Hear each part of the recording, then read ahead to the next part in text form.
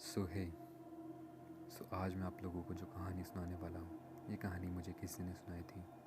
ये कहानी पहाड़ की है और उस पहाड़ में बहुत बर्फ़ पड़ती है और वहाँ के लोगों का ये मानना है कि बर्फ़ के टाइम वहाँ पे एक बहुत ही भयंकर दानव आता है जो कमज़ोर लोगों को, बच्चों को, जानवरों को और औरतों को अपने साथ ले जाता है और उन्हें मार कर खा जाता है। तो ये कहानी बहुत ही वक्त पहले की है। उस ज़माने में ना ज़्यादा फ़ोन्स होते थे, ना ज़्यादा कनेक्टिविटी होती थी और रोड्स भी बहुत ज़्यादा कम होते थे।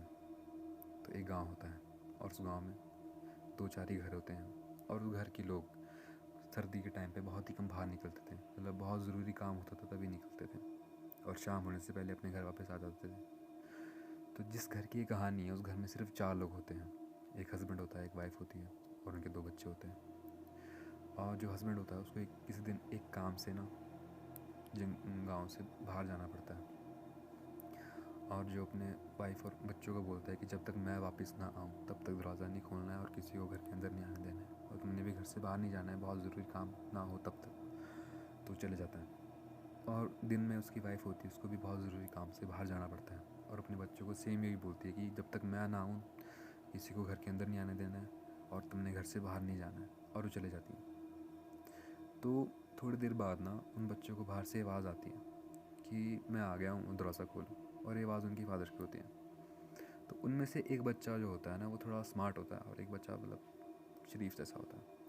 तो उस बच्चे को पता होता है कि मना किया है कि जब तक ना आए तब तक दरवाज़ा नहीं खोलना है, बाहर नहीं जाना है। तो वो नहीं जाता। तो छोटा बच्चा भाई जो होता है उसका, वो जो जाने लगता है उसको रोक देता है बड़े वाला भाई कि देख बाहर नहीं जाना, मना किया।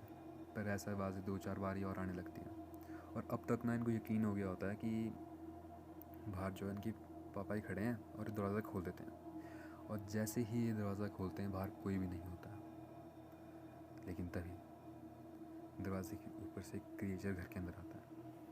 वो मतलब बहुत डरावना होता है और जो है वो उन बच्चों को ना ख़त्म कर देता है और उसी घर में छुप जाता है। एंड तो जब शाम जैसे होने लगती है तो उसकी वाइफ वापस आती है, उनकी माँ। तो वो देखती है कि उसके बच्चे घर पे नहीं है और घर में खून ही खून है और उसको मतलब पता लग जाता है कि क्या हुआ है। वो घर से बाहर ही आने लगती है लेकिन तभी दरवाजे बंद हो जाते हैं और वो देखती है कि दरवाजे में एक बहुत बड़ा हाथ है एंड वो क्रिएचर उसको भी ख़त्म कर देता है। एंड अब तक वो क्रिएचर चले गया होता है, लेकिन इसके बाद जब वो आदमी अपने घर वापस आता है ना, वो देखता है कि उसके घर में कोई भी नहीं और खून ही खून है। एंड बाहर आके देखता है तो उसको जो है उसकी जो वाइफ होती है वो हाफ मतलब उसकी बॉडी का हाफ पोर्शन मिलता है बाहर दूसरी तरफ घर के। एंड वो समझ गया होता है कि ये उसी क्रिएचर का काम है। एंड इसके बाद वो अपनी राइफ़ल लेता है और चलता है और उसको क्रिएचर को मारने चले जाता है। एंड गांव वालों का कहना था कि वो काफ़ी समय तक वापस ही नहीं आया। तो यही थी आज की ये कहानी एंड मुझे ये कहानी किसी ने सुनाई थी। और अगर आप ये कहानी सुन रहे हो तो प्लीज़ इस कहानी को एंटरटेनमेंट के लिए ही सुनना।